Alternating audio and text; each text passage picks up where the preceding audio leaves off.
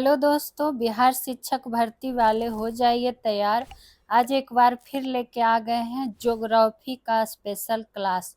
तो चलिए स्टार्ट करेंगे आज के पहले प्रश्न को। निम्नलिखित में से कौन सी नदी एशिया महाद्वीप में नहीं है, पूछा जा रहा है। ठीक है, तो इनमें से अगर A, B, C, D की बात करें तो ए में क्या है, फरात नदी। तो फरात नदी ध्यान रखिएगा कि यह एशिया महाद्वीप में स्थित है। एशिया महाद्वीप में ही क्या है, स्थित है। और यहाँ हमसे नहीं है पूछा गया है। और इसमें आप लिख सकते हैं कि यह पश्चिमी एशिया की क्या हो जाएगी, सबसे लंबी नदी। सबसे लंबी नदी है कौन सी, तो फरात नदी की बात करेंगे। फरात नदी में आप ये भी लिख सकते हैं कि तुर्की, सीरिया और क्या कहता है, इराक से होकर बहती है। कहाँ से होकर बहती है, तो तुर्की, सीरिया और इराक से होकर बहती है। तो ये फरात नदी में आप नोट डाउन कर लीजिएगा।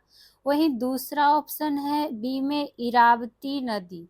तो इसमें आप ध्यान रखिएगा कि यह भी एशिया महाद्वीप में ही स्थित है और यह म्यांमार की, कहाँ की, तो म्यांमार की सबसे बड़ी नदी हो जाएगी। ठीक, वहीं ऑप्शन नंबर सी है पो नदी। तो पो नदी ध्यान रखिएगा कि ये एशिया महाद्वीप में नहीं है। ठीक, तो अगर ये एशिया महाद्वीप में नहीं है तो है कहाँ, तो इससे संबंधित ध्यान रखना है कि यह यूरोप महाद्वीप में स्थित है। कहाँ स्थित है, तो यूरोप महाद्वीप में स्थित है। साथ ही साथ आप इसमें ये ध्यान रखिएगा पो नदी के बारे में। पो नदी जो कि उत्तरी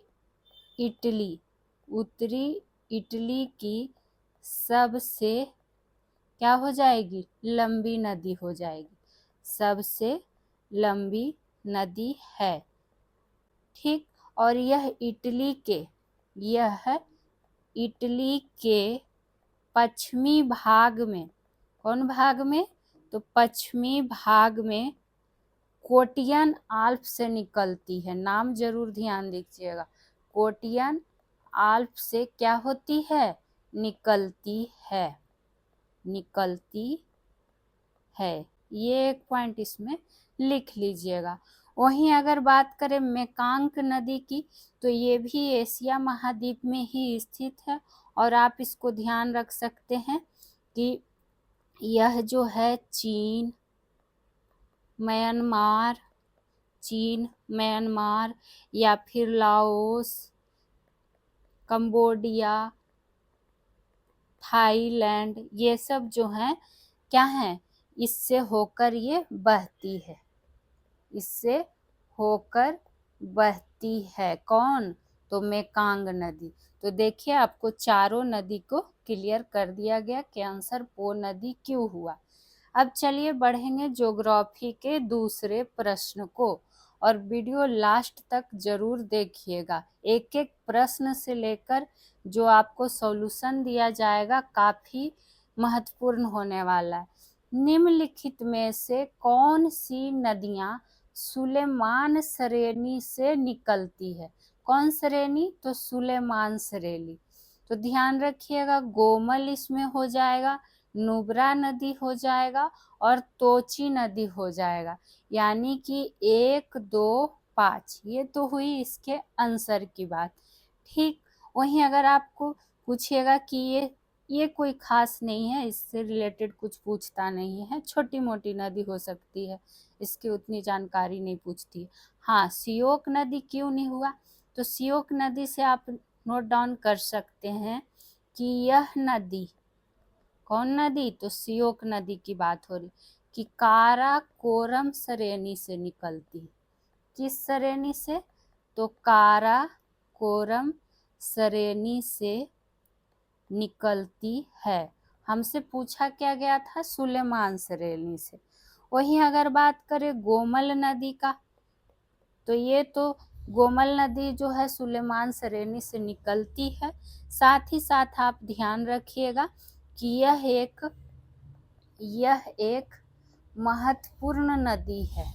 यह एक महत्वपूर्ण नदी है जो क्या करती है, जल संसाधन प्रदान करती है। जल संसाधन क्या करती है, प्रदान करती है। चूंकि ये पाकिस्तान में किससे मिलती है, सिंधु नदी में मिलती है। कौन, तो गोमल। उसी तरह से नुब्रा नदी की जब बात आई तो ये भी सुलेमान श्रेणी से निकलती है और ये भी क्या है, सिंधु नदी की सहायक नदी है। सिंधु नदी की सहायक नदी है, ठीक। और ये भी पाकिस्तान में बहती है। वहीं बात करें एक और कौन सा था, तोची नदी। तो तोची नदी भी सुलेमान श्रेणी से निकलती है और क्या कहता है, पाकिस्तान में ही बहती है। तो ये सब आप ध्यान में रख लीजिएगा। चलिए आगे की प्रश्न को देख लेते हैं। तीसरे नंबर प्रश्न, ITCZ के बारे में निम्नलिखित कथनों पर विचार कीजिए कि कौन सा कथन सही है।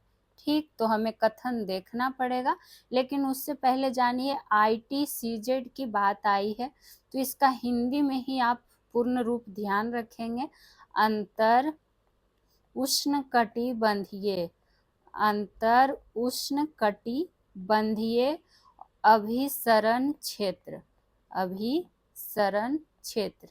ठीक, अगर हम बात करें इससे संबंधित कथन की, पहला है, यह विषुवतीय अक्षांशों में विस्तृत गर्त एवं निम्न दाब का क्षेत्र होता है। तो ये बिल्कुल सही दिया हुआ है। ठीक, तो एक नंबर देखिए कहाँ कहाँ है, यहाँ तो दिया है ना तो एक और ना ही दो, तो ये तो कट हो गया। उसी तरह से केवल दो तो होगा नहीं, तो बचा ए और सी में। आगे दूसरा नंबर पढ़ लेते हैं। सूर्य की स्थिति में परिवर्तन के साथ यह क्षेत्र उत्तर या दक्षिण की ओर क्या है, खिसकता है। तो बिल्कुल खिसकता है, तो ये भी सही, यानी कि एक और दो दोनों कथन क्या है, सही है। वहीं पहले कथन में आप ऐड ऑन कर लीजिएगा कि ये जो निम्न दाब का क्षेत्र होता है, तो इस क्षेत्र में हवा गर्म होकर ऊपर उठती है। गर्म होकर क्या होती है, तो ऊपर उठती है, जिससे बादल बनते हैं, और बादल बनते हैं तो फिर क्या होती है, बारिश होती है, बारिश होती है। तो ये बात आप क्या कर लीजिएगा, नोट डाउन कर लीजिएगा पहले कथन में। वहीं दूसरा जो कथन था उसमें आगे आप लिख सकते हैं कि जो खिसक जाता है यानी खिसकता है, तो खिसकने के कारण ही मानसून जैसी क्या होती है, मौसमी घटनाएं होती है, मौसमी घटनाएं होती है। और ये आप ही लोग के लिए लिखा जाता है, तो प्लीज आप लोग भी नोट डाउन जरूर किया करें। 4 नंबर प्रश्न को देख लेते हैं। सोन नदी के संदर्भ में निम्नलिखित कथनों पर विचार कीजिए कि कौन सा कथन सही है, आपसे पूछा जा रहा है। किसके बारे में, तो सोन नदी के बारे में। पहला कथन है, इस नदी की लंबाई 560 किलोमीटर है। तो ये कथन क्या है, गलत दिया हुआ है, तो हमें सही खोजना है। तो देखिए किस किस ऑप्शन में एक आ रहा है।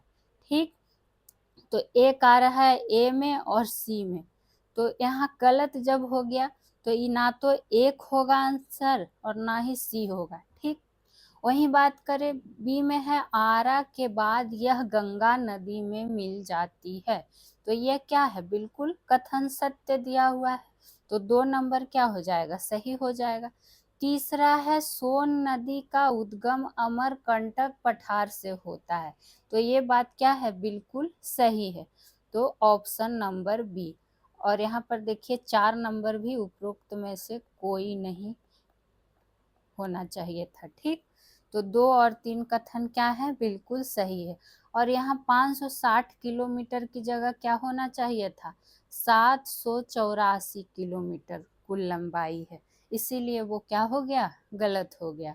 वहीं आपको रखना है ध्यान कि इसका उद्गम अमरकंटक पठार से होता है। और गंगा नदी की क्या है, एक गंगा नदी की एक प्रमुख सहायक नदी है। प्रमुख सहायक नदी है कौन, तो सोन नदी।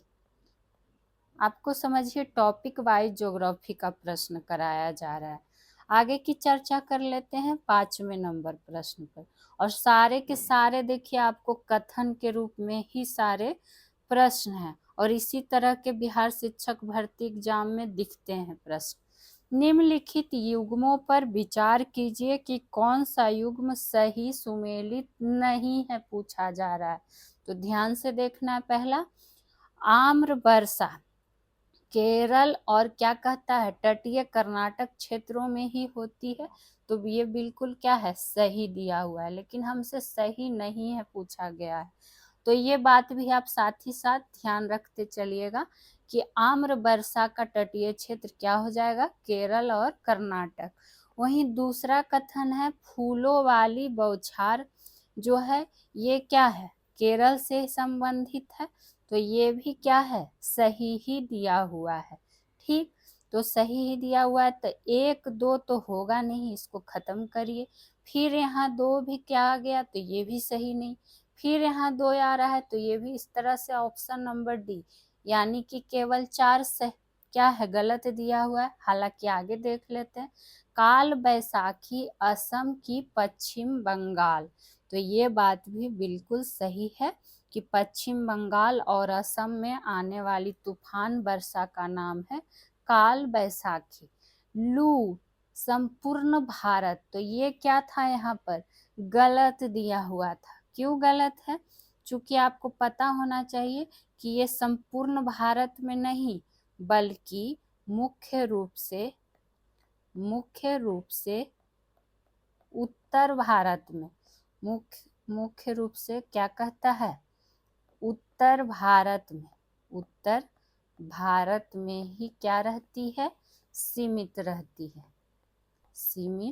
रहती है। तो अब आपको समझ में आ गया कि ये सेंटेंस क्यों गलत दिया हुआ है।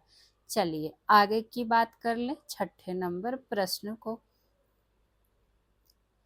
पूर्वी घाट के संबंध में निम्नलिखित कथनों पर विचार कीजिए कि कौन सा कथन सत्य है। फिर से सही कथन हमें देखना है।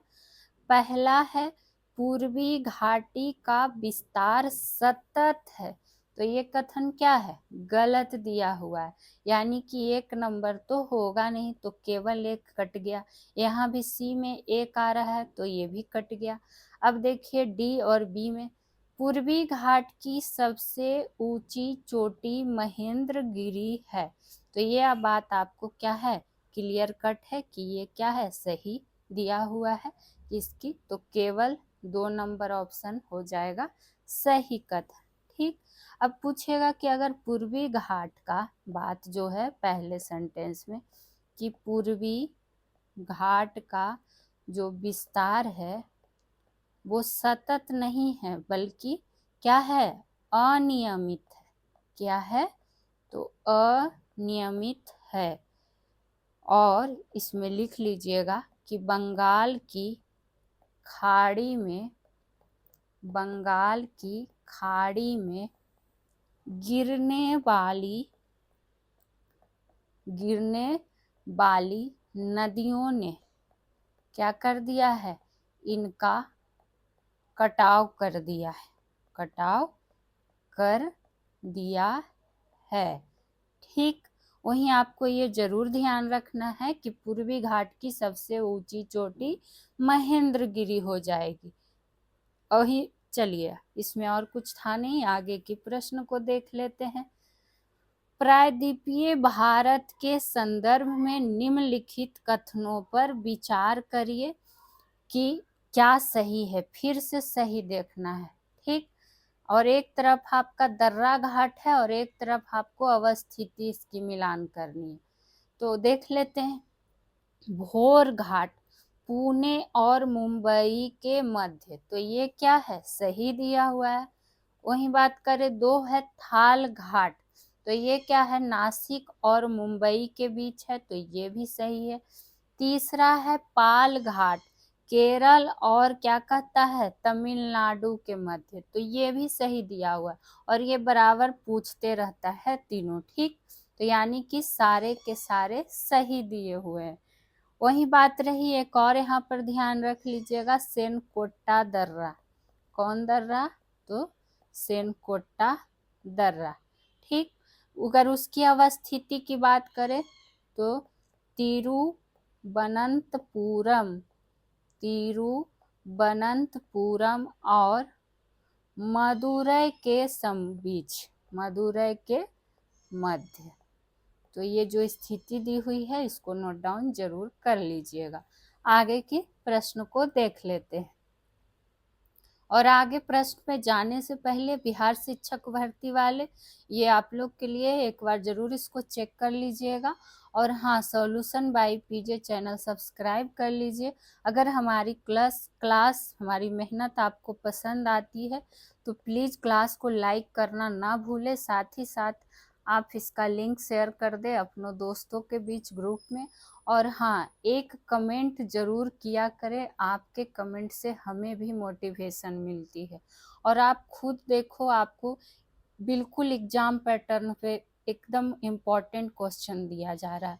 आपको फ्री ऑफ कॉस्ट ऐसा प्रश्न काफ़ी कम चैनल पे ही देखने को मिलेगा। तो अगर आपको अच्छा लगे तो प्लीज़ सपोर्ट कीजिए। बाकी रेगुलर क्लासेस आपकी चलती रहेगी। 8 नंबर प्रश्न को देख लीजिए। निम्नलिखित युग्मों में से कौन सा सही सुमेलित नहीं है, ठीक। फिर से दर्रा है और इससे संबंधित राज्य हमें मिलान करना है। ए में है रोहतांग दर्रा और ये संबंधित कहाँ से हो जाएगा, हिमाचल प्रदेश से। तो ये क्या है, सही है। और ये सब आपको हम पहले भी पढ़ा चुके हैं। दूसरा है यांगियाप दर्रा जो कि अरुणाचल प्रदेश से, तो ये भी क्या दिया हुआ है, सही दिया हुआ है, ठीक। अगर हम बात करें, एक अरुणाचल प्रदेश में बार बार पूछ लिया जाता है, जो आपको कई बार हम बताए हैं, उसका नाम ध्यान नहीं आ रहा है, लेकिन अभी फिलहाल ये आपका ध्यान रख लीजिएगा। माना दर्रा मणिपुर, देखिए ये क्या है, गलत दिया हुआ है। क्योंकि आपको अच्छे से पता है कि माना दर्रा कहाँ है, तो ये उत्तराखंड में स्थित है। कहाँ स्थित है, तो उत्तराखंड में। वहीं बात करें सिपकिल्ला दर्रा हिमाचल प्रदेश, तो ये भी क्या था, सही। हमसे गलत पूछा जा रहा था तो गलत हमें मिल ही गया। हिमाचल प्रदेश का एक और बार बार रिपीट होते रहता है, कौन सा दर्रा, बारालाचा दर्रा, बारालाचा दर्रा। और प्लीज़ कमेंट ज़रूर किया करें, आप लोग से ही रिक्वेस्ट रहता है। चलिए 9 नंबर प्रश्न की चर्चा कर लेते हैं। क्या है 9 नंबर प्रश्न, दक्कन उद्यान के संदर्भ में असत्य कथन का चयन कीजिए। यानी गलत कथन चुनना है हमें। किसके बारे में, तो दक्कन के बारे में, ठीक है। चलिए देख लेते हैं।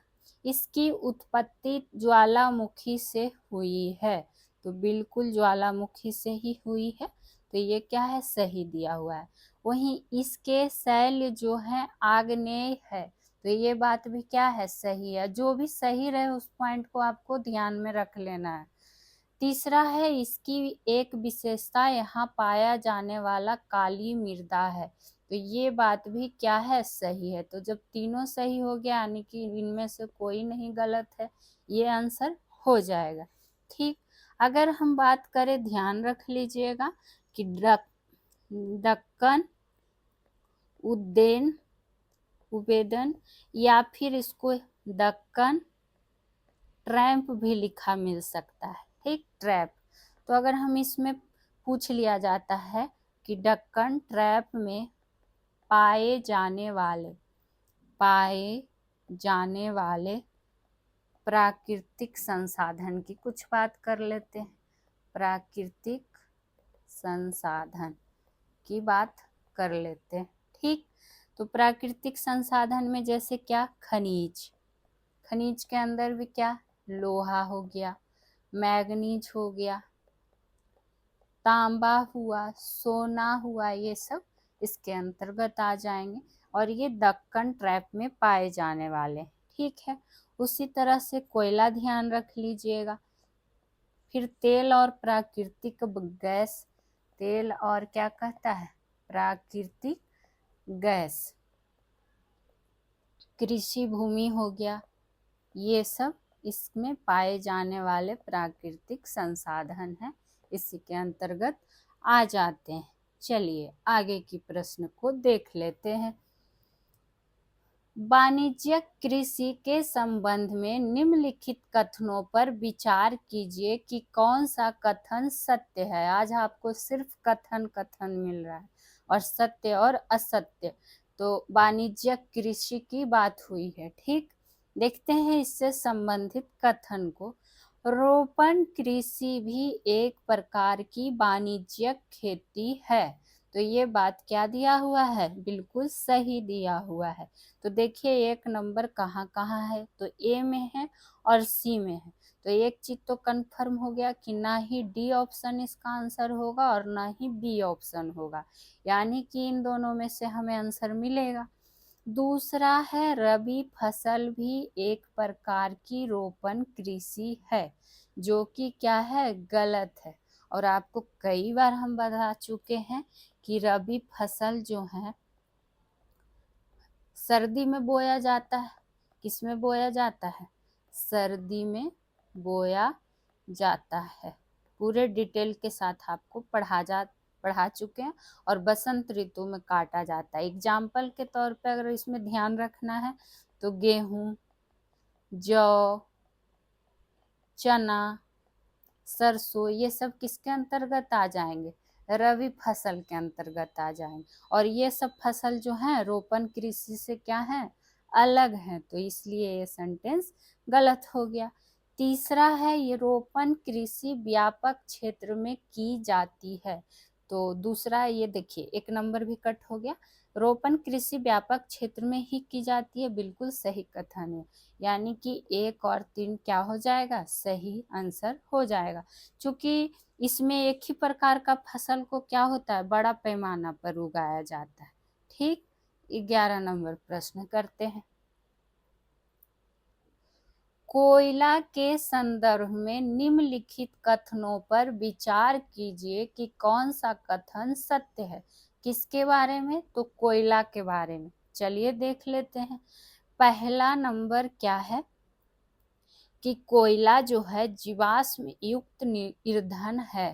तो ये बात क्या है, बिल्कुल सही है। क्योंकि आपको पता होना चाहिए कि कोयला जो है प्राचीन पौधों और क्या कहता है, जीवों के अवशेषों से बना है। जीवों के अवशेषों से बना है। तो ये कथन सही है। तो देखिए पहला कहाँ कहाँ आ रहा है। ठीक, तो पहला यहाँ भी आ रहा है और पहला सी में भी आ रहा है, यानी बी तो खत्म हो गया। बाकी आगे भी देख लेते हैं। लिग्नाइट कोयला तमिलनाडु में पाया जाता है।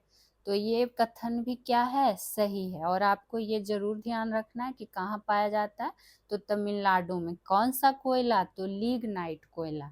ठीक, ये बात हो गई। वहीं अगर बात करें तो दूसरा कथन भी क्या हो गया, सही हो गया। तो एक ऑप्शन तो फिर से कट हो गया। अब सी या डी में से कोई आंसर होने वाला है। एंथ्रेसाइट कोयला सर्वोत्तम किस्म का होता है। तो क्या है, ये भी बिल्कुल सही, यानी 1 2 3 सारे के सारे सही हो जाएंगे। ठीक, तो इस तरह से आप विकल्प अपने दिमाग से अलग कर सकते हैं। चूंकि एंथ्रासाइट की बात आई है, तो एंथ्रेसाइट कोयला में ये क्या होता है, सबसे उच्च गुणवत्ता वाला कोयला होता है। और कार्बन की मात्रा क्या होती है, कार्बन की जो इसमें मात्रा होती है वो सर्वाधिक होती है, 98% तक होता है। ठीक है, कम धुआं देता है, उच्च ऊष्मीय मान रखता है, इसलिए इसको सर्वोत्तम किस्म का कोयला माना जाता है। चलिए आगे की प्रश्न देख लेते हैं। 12 नंबर प्रश्न, राष्ट्रीय जल मार्ग के संदर्भ में निम्नलिखित में से कौन सा कथन असत्य है यानी गलत है। पहला है जल मार्ग संख्या क्या दिया है, सदिया व धुबरी के मध्य स्थित है। तो ये क्या है, आपसे गलत ना पूछा गया है, ये सही दिया हुआ है। ठीक, तो ये भी ध्यान रखिएगा कि जलमार्ग संख्या 2 किसके किसके बीच स्थित है। देख लीजिए एक प्रश्न में आपके कितने सारे प्रश्न उत्तर छिपे हुए हैं। दूसरा कथन की बात करें तो जल मार्ग संख्या 1 हल्दिया से इलाहाबाद के मध्य है। तो ये भी क्या है, सही है।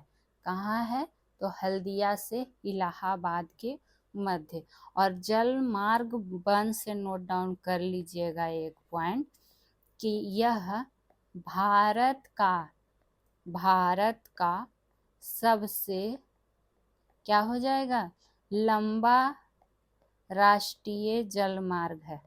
तो ये प्रश्न भी आपसे पूछ लिया जा सकता है। ठीक, वहीं बात करें सी ऑप्शन की, तो जल मार्ग संख्या 4 महानदी डेल्टा से होकर ब्राह्मणी नदी तक है, जो कि क्या है, गलत दिया हुआ है। क्यों गलत दिया हुआ है, क्योंकि ये महानदी डेल्टा से ब्राह्मणी तक नहीं बल्कि क्या होना चाहिए था, लिख लीजिए कि जल मार्ग संख्या 4 जो है यह गोदावरी और क्या कहता है, यानी कि यही कथन गलत हो गया, गोदावरी और कृष्णा नदी पर काकानीडा से, कहाँ से, काकानीडा से पुदुचेरी तक क्या है, पुदुचेरी तक फैला हुआ है। तो इसीलिए ये सेंटेंस क्या था, वहाँ पे गलत दिया हुआ था। बाकी जलमार्ग संख्या 3 कोट्टापुरम से कोल्लम तक है, ये सेंटेंस भी सही दिया हुआ था। तो अब आपको क्लियर हो गया होगा कि क्यों गलत ये ऑप्शन हुआ। 13 नंबर प्रश्न देखते हैं। प्रायद्वीपीय भारत के पर्वत की सर्वोच्च चोटी के संदर्भ में निम्नलिखित कथनों पर विचार कीजिए कि कौन सा सही है। फिर से सही पूछा जा रहा है। ठीक, तो ध्यान रखिएगा, यहाँ पर है पश्चिमी घाट और इसकी सर्वोच्च चोटी क्या दी हुई है, अन्नामुड़ी। तो ये क्या है, बिल्कुल सही दिया हुआ है। तो एक नंबर क्या हो गया, सही हो गया। तो केवल एक तो होगा नहीं, अभी आगे चेक करेंगे 2 नंबर तब ना। तो केवल 2 भी नहीं होगा, ना तो 1 ना तो 2 भी नहीं होगा, यानी ए और सी में से कोई आंसर होगा। पूर्वी घाट की सर्वोच्च चोटी महेंद्रगिरी, ये तो अभी कुछ देर पहले भी हम लोग पढ़े थे, यानी कि सी 1 और 2 क्या है, सही दिया हुआ है। ठीक, वहीं बात करें एक पॉइंट यहाँ पर ऐड ऑन लिख सकते हैं कि पश्चिमी घाट एवं पूर्वी घाट एक दूसरे से किस पर्वत पर मिलते हैं, तो नीलगिरी पर्वत पर मिलते हैं। ठीक, ये बात हो गई, इसको लिख लीजिएगा। आगे की ओर बढ़ जाते हैं 14 नंबर प्रश्न पे। और जिस तरह से हम आप लोग के लिए मेहनत कर रहे हैं, इतनी इम्पोर्टेंट प्रश्नों का आपको कलेक्शन दिया जा रहा है डिटेल्स के साथ, आप लोग का उतना सपोर्ट नहीं मिल रहा है, इसलिए काफ़ी दुख होता है। कम से कम अच्छी चीज़ों में तो आप लोग सपोर्ट किया कीजिए। जावड़ी पहाड़ियाँ किस राज्य में अवस्थित है, तो ध्यान रखिएगा ये तमिलनाडु में स्थित है। और ये बिहार शिक्षक भर्ती में प्रश्न पूछा भी गया है, आगे भी आपको मिल सकता है। वहीं आपको पता होना चाहिए कि जवादी या फिर जाबड़ी पहाड़ियाँ। जाबड़ी पहाड़ियाँ की जब बात आई है तो बेल्लौर, बेल्लोर और क्या ध्यान रख सकते हैं, तिरुवनमलाई, तिरुवनमलाई जिलों में क्या है, फैली हुई है, फैली हुई है। ठीक, ये बात हो गई। और अगर हम इसमें कुछ बात करें, ऑप्शन ए था अरुणाचल प्रदेश, तो अरुणाचल प्रदेश से आप क्या ध्यान रख लीजिएगा, अरुणाचल प्रदेश में लिख लीजिएगा कि यहाँ हिमालय की पूर्वी पहाड़ियाँ स्थित है। क्या है, पूर्वी पहाड़ियाँ स्थित है। ठीक, आगे की चर्चा करें तो ध्यान रखिएगा केरल था ऑप्शन में, तो केरल में ध्यान रखिएगा कि यहाँ पश्चिमी घाट की पहाड़ियाँ स्थित है, पहाड़ियाँ क्या है, स्थित है। और लास्ट ऑप्शन क्या था, कर्नाटक, कर्नाटक में आपको क्या ध्यान रख लेना है कि यहाँ भी पश्चिमी घाट की पहाड़ियाँ और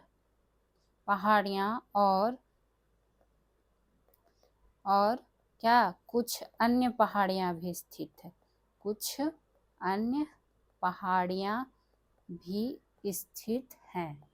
ये आप ही लोग के लिए लिखा जाता है और आप लोग खुद का नोट्स बनाइएगा ना तो रिवीजन में आप ही को आसानी होगा, सिर्फ क्लास कर लेने से नहीं होगा, रिवीजन सबसे ज़्यादा जरूरी है। 15 नंबर प्रश्न देख लेते हैं। निम्नलिखित युग्मों में से कौन सा सही सुमेलित नहीं है, पूछा जा रहा है। ठीक, एक तरफ पर्वत है और एक तरफ इसका सर्वोच्च बिंदु कौन सा है, वही हमें मिलान करना है। अरावली पर्वत का सर्वोच्च बिंदु कौन सा है, तो गुरु शिखर क्या है, सही दिया हुआ। ये सब कई बार हम लोग पढ़ भी चुके हैं, तो ये जो जो सही रहेगा उसको ध्यान देते चलिएगा। दूसरा है विंध्यन, जो कि इसका सर्वोच्च बिंदु बात करें तो अमरकंटक, ये भी क्या है, सही दिया हुआ है। तीसरा है सतपुड़ा, तो सतपुड़ा का पर्वत का सर्वोच्च बिंदु धूपगढ़ है, ये भी सही ही दिया हुआ है। अब लास्ट ऑप्शन देखते हैं, नीलगिरी का सर्वोच्च बिंदु क्या है, अनाई मुड़ी है, तो ये क्या हो गया, गलत दिया हुआ है, यानी ऑप्शन नंबर डी हो जाएगा इसका राइट आंसर, चूंकि गलत पूछा जा रहा था हमसे। अगर नीलगिरी पर्वत का सर्वोच्च बिंदु की हम बात करें तो ध्यान रखिएगा क्या हो जाएगा, दोद्दा बेटा, दोद्दा बेटा। ठीक, ये बात हो गई। और अन्नाई मुड़ी जो यहाँ पर दिया हुआ था, ये किसका सर्वोच्च बिंदु है, किस पर्वत का, तो अन्नामलाई पर्वत का, अन्नामलाई पर्वत का हो जाएगा। और दोदा बेटा नीलगिरी पर्वत का हो जाएगा। ठीक, और हिमालय का बात करेंगे तो ये भी प्रश्न पूछ लिया जाता है, हिमालय जो कि भारत में, तो इसका कौन सा सर्वोच्च बिंदु हो जाएगा, K2 हो जाएगा, यानी कि जिसको गॉडविन ऑस्टिन भी बोल दिया जाता है, गॉडविन ऑस्टिन। ठीक, चलिए आगे की चर्चा कर लेते हैं 16 नंबर प्रश्न पे। भारत के अंतर्राष्ट्रीय स्थलीय सीमा के संदर्भ में निम्नलिखित युग्मों में से कौन सा सुमेलित नहीं है। ठीक, एक तरफ पड़ोसी देश दिया हुआ और इससे सीमा साझा करने वाले राज्य का मिलान करना है हमें। चीन की बात आई है तो चीन सिक्किम दिया हुआ है, तो ये आपको पता है कि चीन के साथ सिक्किम साझा करता है, तो ये तो हुआ सही। दूसरा है बांग्लादेश, तो बांग्लादेश क्या है, मणिपुर सीमा साझा नहीं करता है, हमसे नहीं ही पूछा गया था, तो ऑप्शन नंबर बी होगा इसका राइट आंसर। चूंकि अगर हम बांग्लादेश के साथ सीमा साझा करने वाले राज्यों की बात करें तो क्या क्या हो सकता है भारतीय राज्य, पश्चिम बंगाल हो गया, असम हो गया, मेघालय हुआ, त्रिपुरा हुआ, और क्या कहता है मिजोरम हुआ, और यहाँ क्या दिया हुआ था मणिपुर दिया हुआ था, तो गलत हो गया ना। सी की बात करें तो म्यांमार नागालैंड से, तो ये आपको पता है इसी के साथ सीमा साझा करता है। ठीक, तो ये भी सही दिया हुआ था। ऑप्शन डी था भूटान, तो भूटान असम के साथ सीमा साझा करता है, तो ये भी सही था, हमसे गलत पूछा ही गया था। आगे की चर्चा कर लेते हैं। हिमालय के संदर्भ में निम्नलिखित युग्मों में से कौन सा सही सुमेलित नहीं है। आप देख रहे हैं आज शुरू से लेकर अंत तक सारा प्रश्न आपको कथन वाले ही हैं और ऐसे ही प्रश्न पूछे जा रहे हैं। आप लोग प्रीवियस ईयर देखिए उठा के, हिमालय और ये किन नदियों के मध्य है ये दिखाया गया है। ऑप्शन ए है पंजाब हिमालय, जो कि सतलज और सिंधु नदी के मध्य, तो ये क्या है बिल्कुल सही है, और जो भी सही रहे उसको जरूर ध्यान रखा कीजिए। बी है अरुणाचल हिमालय, तो अरुणाचल हिमालय क्या दिया है काली और तीस्ता, जो कि क्या हो जाएगा गलत दिया हुआ है, हमें गलत ही खोजना था, तो ऑप्शन नंबर बी हुआ इसका राइट आंसर। चूंकि जो काली और तीस्ता नदी के बीच की बात हुई है, तो यहाँ पर क्या होना चाहिए था नेपाल हिमालय। कौन हिमालय, तो नेपाल हिमालय। ठीक, सी नंबर है कुमायूं हिमालय सतलज और काली के बीच, तो बिल्कुल सही है। और डी है असम हिमालय, जो कि तीस्ता और दिहांग के बीच, तो ये भी सही था, गलत क्या हो गया ऑप्शन नंबर बी। ठीक, चलिए आगे के प्रश्न को देख लेते हैं। 18 नंबर प्रश्न, और एक बार फिर से चैनल संबंधित जानकारी लगा दी गई है, जो कि आपको बिल्कुल एनसीईआरटी बेस्ड जीके जीएस के सारे विषय के सॉल्यूशन डिटेल्स के साथ दिए जा रहे हैं रेगुलर 1 बजे। तो जो भी बिहार शिक्षक भर्ती की तैयारी करते हैं solution by PJ channel subscribe कर दीजिएगा। हमारी मेहनत हमारी क्लास पसंद आती है तो प्लीज़ प्लीज़ लाइक शेयर ज़रूर किया करें। साथ ही साथ एक कमेंट की आपसे आशा होती है, और कोई भी प्रश्न आपसे पूछा जाता है तो उसका जवाब भी दे दिया करें। शिवालिक के संदर्भ में निम्नलिखित कथनों पर विचार कीजिए, कौन सा सही है।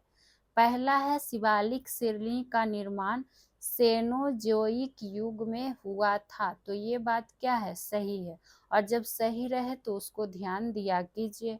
बी है शिवालिक की ऊंचाई 900 से 1200 मीटर मध्य है, तो ये भी सेंटेंस सही ही दिया हुआ है शिवालिक के बारे में।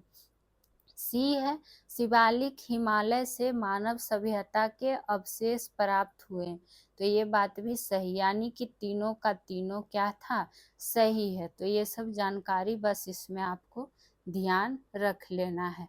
अगला प्रश्न देख लेते हैं, क्या है अगला प्रश्न। निम्नलिखित में से किसने सबसे पहले भूगोल शब्द का प्रयोग किया था।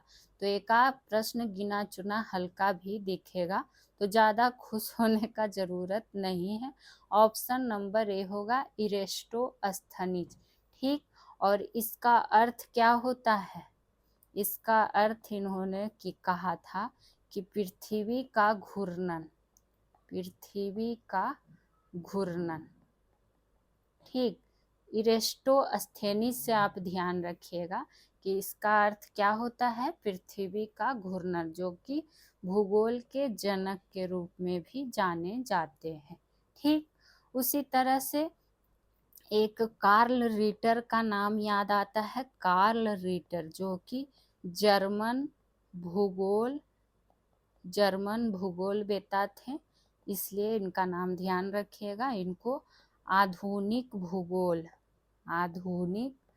भूगोल के संस्थापक में, आधुनिक भूगोल के संस्थापकों में से एक थे, एक हैं या एक थे, कुछ भी लिख सकते हैं।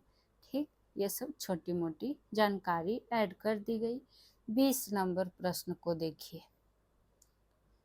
पृथ्वी की आंतरिक संरचना को जानने के अप्रत्यक्ष स्रोत हैं, सही उत्तर चुनिए। यानी कि आपको अप्रत्यक्ष स्रोत चुनना है, ठीक है। उल्का पिंड, तो ध्यान रखिएगा ये क्या है, अप्रत्यक्ष स्रोत है। तो 1 नंबर कहाँ कहाँ है, ए में ही है सिर्फ। आगे भी देख लेते हैं। 2 है चुंबकीय क्षेत्र, तो ये भी अप्रत्यक्ष स्रोत ही है। तीसरा में अगर बात करें तो भूकंप, तो ये भी अप्रत्यक्ष स्रोत है। यानी आगे देख लेते। 4 है ज्वालामुखी उद्गार, तो ये नहीं है। और 5 है समुद्र के अंदर अध्ययन, ये भी नहीं। तो कौन कौन अप्रत्यक्ष स्रोत हो गए, 1 2 3, ठीक। और 4 नंबर और ये जो 5 नंबर है, 4 नंबर में क्या है, ज्वालामुखी उद्गार, और 5 नंबर क्या है, समुद्र के अंदर अध्ययन। तो ये ध्यान रखिएगा कि ये दोनों जो हैं पृथ्वी की आंतरिक संरचना के प्रत्यक्ष स्रोत है। हो सके अगला बार आपसे प्रत्यक्ष स्रोत पूछ लिया जाए तो आपको जानकारी होनी चाहिए। आ जाइए ज्योग्राफी के आज के अगले प्रश्न और अंतिम प्रश्न को। भूकंपीय तीव्रता को मापा जाता है, तो ये किससे मापा जाता है, पता ही होगा, रिएक्टर स्केल से। किससे, तो रिएक्टर स्केल से, ठीक। इसमें ध्यान रखिएगा कि इसमें अगला मानक